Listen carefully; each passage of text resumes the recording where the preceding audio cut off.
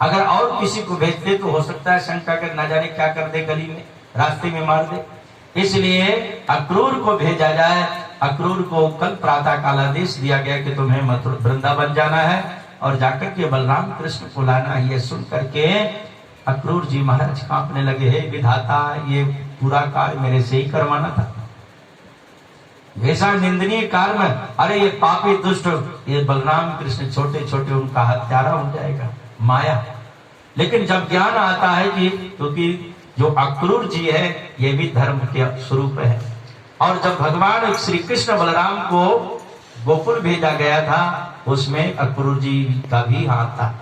मन में विचार किया, अरे वो तो जगदीश है, सुंदर जो है रथ में बैठे, सुबह से सोचते सोचते, होता है ना जो मन ना हो काम करने का तो बहुत देर में होता है, अब मन हो तो छट से, मन हो तो 2 मिनट में सब्जी रोटी तैयार, नहीं बनाना तो 2 घंटा तैयारी लगेगा। अब मन नहीं है कि कैसे जाऊं कैसे कहूंगा, तो सुबह से 10-15 किलोमीटर सुबह से चले, शाम को पहुंचे। अब मन में जैसे ही जमुना पार करते हैं तो उनको ज्ञान आ जाता है। जमुना क्या, भक्ति। जैसे भक्ति को पार करते हैं वैसे उनको लगता है कि अरे मैं गोकुल जाऊंगा, बलराम कृष्ण मिलेंगे, शाम का समय, काम क्या है, गाय चराना, गाय दूना, गाय मुझे गौशाले में मिलेंगे। एक मिलेगा बछड़ा पकड़े होगा और एक जो है दोहन कर रहा होगा। ऐसे मन में भाव रखते, जाकी रही भावना जैसे, जिस भाव से अक्रूर जी सोचते सोचते जा रहे हैं उसी भाव में जैसे ही गोकुल में पहुंचते, नंदगांव में, वृंदावन में रहते थे भगवान उस समय, और जैसे ही वृंदावन में पहुंचते हैं तो देखते हैं कि कन्हैया बछड़ा पकड़े हैं, दाऊ भैया दूध निकाल दे। लेकिन जैसे सुना कि अक्रूर जी को तो जानते, अक्रूर चाचा गए छोड़ के बछड़ा और दूध मतानी छोड़ करके, दूध छोड़ कर मटकी छोड़ भागे, और जाकर के जैसा विचार अक्रूर जी का कि मेरे को पकड़ लेंगे, कमर में लपट जाएंगे, चाचा चाचा कहेंगे, फिर मेरी अंगुली पकड़ करके घर ले जाएंगे, उसी प्रकार से भगवान ने वो लीला किया करके तो दे देखिए। तो इस प्रकार से ले जाते हैं और महल के अंदर अक्रूर जी महाराज और नंद बाबा का बहुत देर तक दरबार होता है। लेकिन जैसे ही उनके मुख से निकलता है क्या कि बलराम कृष्ण को कंस राजा ने बुलाया है, यह सुनकर यशोदा तो पछाड़ खा के गिर गए, मेरा लाला मेरे से दूर नहीं जाएगा। नंद बाबा कहने लगे, अक्रूर जी आप भी कैसी क्रूर बातें कर रहे हैं, अरे हमारे लाला हमारी आंखें, हमारा जीवन है, हमारा जीवन धन है, हम अपने लाला को कभी जाने नहीं देंगे। लेकिन अक्रूर जी कहते हैं राजहट है, राजा का आदेश है, अगर नहीं पालन किया जाता तो फिर दंड का भागी। इसलिए नंद बाबा कहते हैं कोई बात नहीं है। लेकिन यशोदा मन में विह्वल हो जाती है और उसी समय भाव विभोर होकर के कन्हैया की बाल लीलाओं का चिंतन करती हैं। चुप हो जाओ, मेरा लाला अभी सो रहा है, मेरा लाला अभी पालने में झूल रहा है, शोर मत करो नहीं जग जाएगा। ये देख करके क्रूर जी मन में धन्य मानते हैं कि देखो कितना प्रेम है। प्रातः काल हुआ, गोपियों ने देखा कि रथ खड़ा हुआ है। भैया किसका रथ है? कहा भैया क्रूर जी काहे के लिए? कृष्ण और बलराम को लेने के लिए आए हैं। सभी गोपियां कांपने लगी। ये बात तो इतनी जल्दी सारे ब्रज में फैल गई कि एक क्रूर आया है। कौन आया है? क्रूर हमारे प्रियतम कृष्ण को ले जाएगा। गोपियां मन में कहते हैं हम जाने नहीं देंगी कन्हैया को। इधर ग्वाल वाले आते हैं और इधर भगवान श्री कृष्ण मथुरा जाने के लिए तैयार होते हैं। मैया पछाड़ खा के गिरे, लाला तू मेरे को छोड़ के जाएगा? क्या तेरे को मेरा प्रेम अच्छा नहीं लगा? क्या मेरा मक्खन अच्छा नहीं लगा? क्या मेरी सेवा में कोई भूल हो गई है जो तू मुझे त्याग कर जा रहा है? इस प्रकार से नंद और यशोदा रोते हैं। सब ग्वाल वाले आगे बैठ जाते हैं। लाला क्या हमसे कोई अपराध हो गया है? क्या हम तेरी कोई सेवा नहीं कर पाए जो हमको तू छोड़कर जा? अरे लाला देख ले, तू हमको छोड़कर बेशक जा लेकिन तू रह नहीं पाएगा। जरूर तेरे को हमारी याद आएगी, लेकिन लाला इससे पहले तो हमारे ऊपर रथ चढ़ा के जा, तो हमको मार जा। नहीं, हम कब तक तेरी याद में बैठे रहेंगे? गोपियां आपस में कहते हैं कि हम कृष्ण को नहीं जाने देंगे।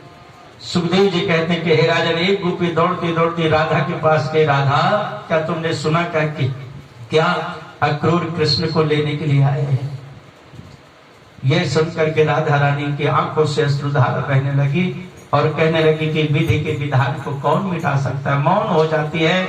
उधर कृष्ण स्वयं एक रूप में राधा रानी के पास जाते हैं, देवी मैं जा रहा हूं, लेकिन तुम्हारे आंखों से अश्रुधारा नहीं बहनी चाहिए। अश्रुधारा प्रेम का मतलब ये नहीं है कि अपने प्रीतम को अपने पास ही रखे। प्रेम का मतलब ये नहीं है कि वो सास से न बोले, किसी से न बोले, हमारे ही पास रहे। मतलब प्रेम का मतलब ये है, प्रेम का मतलब ये नहीं है कि हमारे ही बस में रहे। प्रेम का मतलब है कि हम प्रेम करें, वो भी सबसे प्रेम करे। बहुत प्रकार से श्री कृष्ण समझाते हैं। राधिका की आंखों से अश्रुधारा बहती है और इधर गोपियां कहती है कि राधिका क्या करे। कहने लगी क्या करे, अब ये तो विधाता जाने।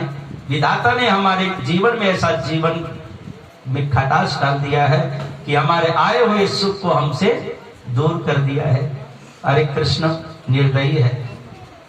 एक बार तो राधा बन के देखो मेरे सामरिया, राधा राधा बन के देखो मेरे सामरिया, राधा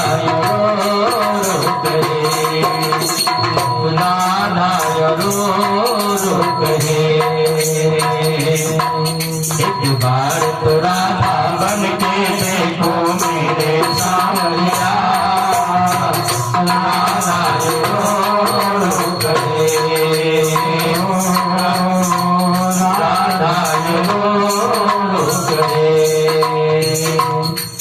क्या होते हैं आंसू, क्या पीड़ा होती है, क्या होते हैं आंसू, क्या पीड़ा होती है।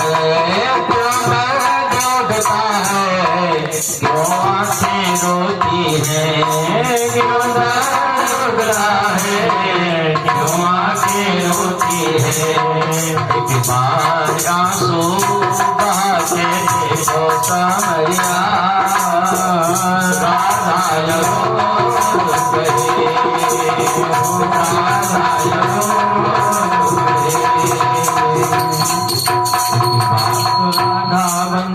देखो सामरिया, राधा जब कोई सुनेगा ना तेरे मन की बातें, जब कोई सुनेगा ना तेरे मन के टुकड़े, जब गाने सुन सुन कर होंगे मन के टुकड़े, जब गाने सुन सुन कर होंगे मन के टुकड़े। एक बार जरा तो गाना सुन के देखो सामरिया,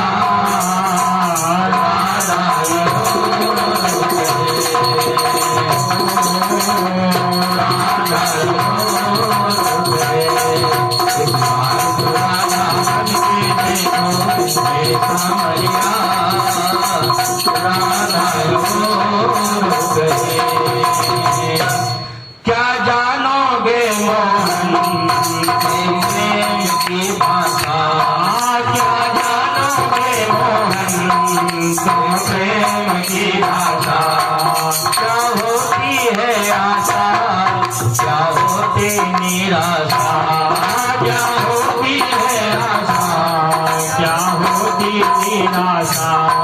एक बार तो प्रेम करके देखो मेरे सामरिया, राधा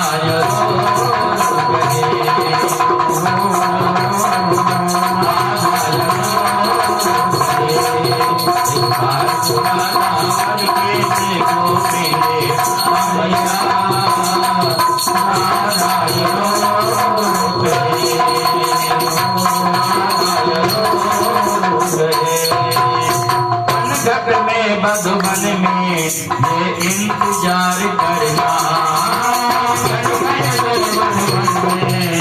इंतजार करना, तेरे खातिर खाना घुट घुट करके मरना, तेरे खातिर खाना घुट घुट करके मरना। एक बार किसी का इंतजार करके देखो सामरिया, राधा